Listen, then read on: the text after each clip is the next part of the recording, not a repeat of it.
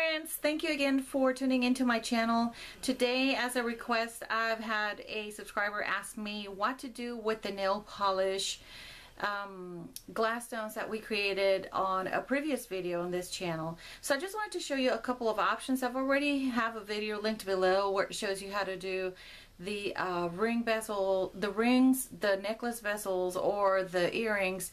But I just wanted to show you the bracelet part that was left out on that video. This video is going to be short and sweet, and I'm just going to show you a couple of options. I hope you like it, and if you have any questions, just leave a comment down below. God bless. Okay, so here I have the previous video showed the rings, how we did the rings, and this is a sample of it.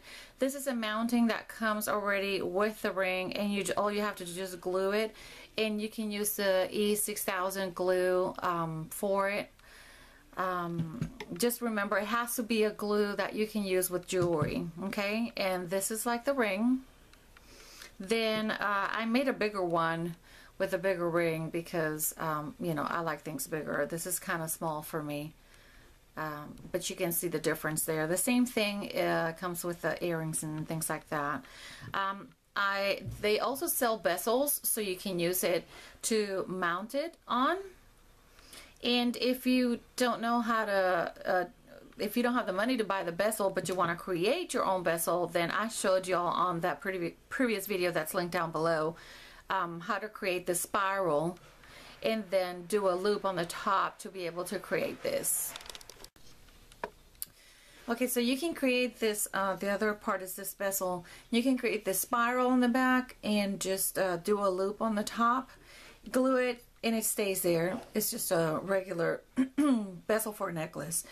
For the bracelet, this is a mounting that you can buy either at Michael's, Hobby Lobby. It has this metal back here. This stretches right here.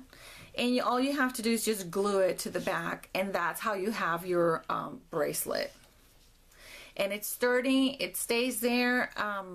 I've had this one done since the last video, which would probably be almost a year now. But it stays there. It looks fashionable, it looks beautiful. Now I have to tell you guys, make sure when you do work, make sure it's clean. Where that glue goes in there, although it dries clear, you need to wipe the excess of it, because then it will look like it's a goop back there, and it does not look professional. So as a recommendation for you, when you do it, please make sure to do that. The other thing that you can do, if you are daring enough, is to have one of these beads and then just grab wire. And of course, if you haven't seen my beaded cage video, I recommend you watch that. It's the same technique, and you can do it with the bezel, with the stone. And you can use, I would recommend you using a thick wire, like a 20 gauge wire, or you know what, I would even use a thicker wire. I'm looking here through my stuff. I would use an 18 gauge wire, and this is artistic wire that I use. See how thick that is? You can do that, and all you'll have to do is just create a loop on the top, and I would use at least 12 inches of wire, okay? And you can measure it out, and you can just grab this, and this is as a sample. Bend it and create your first loop. See how thick this is? Just create your first loop. It's going to get really, really hard to bend there. So I would recommend, as always, grab your pliers with the rubber here so you don't kink your wires. And just put it in there. Whatever excess you have, you need your wire cutters, you need to cut that off. And everything else should be bent in like that. So you've created that first loop right there. See it? And then I still have it attached to a spool, but you would start creating a spiral on the bottom over here, and then create a second loop like this. And I'm going to make a smaller version of that. That way I don't have to use this whole wire, but here's the piece of wire. Let me zoom out a little bit. Okay, here's a piece of wire. Okay, and after I have created this loop right here, I would just bend it like this.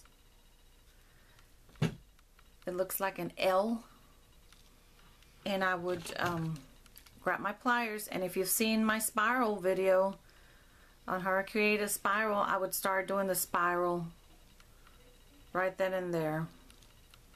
See how the spiral starts taking shape? Keep doing that. You keep doing all the spirals that you need. Now, I would say you don't need that much of a base because you're going to be gluing it to it, but you want enough wire left so you can do your other loop. So how about, let's say right there, I would finish my base right there. This is where I'm going to glue the stone, okay? And then I would straighten this wire just like that, okay? And I would do another bend, and the reason I do another bend like up here is because you see the distance between this and this? That's where the stone's gonna sit, and when you look at it, that's what you're gonna see. Right now this is what you see, but when you put it on top, that's what you'll see. You're gonna have to play with the wire, whatever wire you have. I'm creating another loop here while I talk. Because not all the wires are the same. So I have a thick wire here, and you might be able to use a thicker wire. You're just going to have to be careful when you loop everything around. So let's do a couple more loops here with this one. This is a hard wire to use, but